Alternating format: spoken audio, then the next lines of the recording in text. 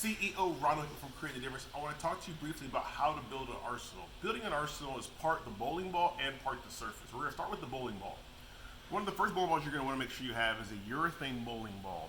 Bowling balls like this are going to be good for shorter patterns or when the lanes are very, very flat.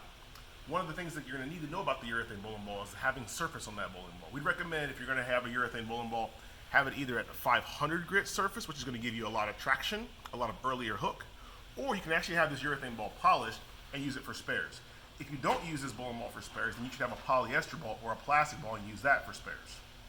The next ball I recommend you get is something that is strong, aggressive, and typically it tends to be asymmetric. This is a traction ball right here. This happens to be a quantum bias. It's a very, very strong bowling ball, hooks very, very aggressively, and has a very, very good chance of giving you that performance that you need when you're in a heavily oiled environment.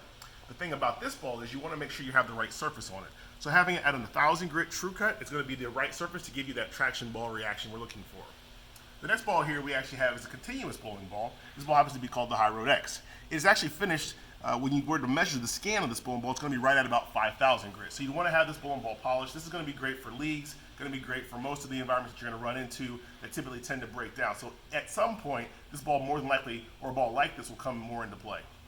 Next we'll move to a bowling ball that's got a little bit of surface on it, but it's still fairly angular down the lane. And this ball is kind of unique because you can actually have a bowling ball that's like this, or you can have another continuous ball with the same type of surface on it around 3,000 grit to be able to give you a motion that's going to work better for those medium to medium heavily oiled types conditions and still give you a very strong motion. Then last but not least, we're going to move over to the angular bowling ball. The angular bowling ball is going to be good for the house shots, medium conditions, lighter conditions, when you really need your bowling ball to really make that aggressive move on the back end of the lane. This ball also is going to be at that 5,000 grit surface.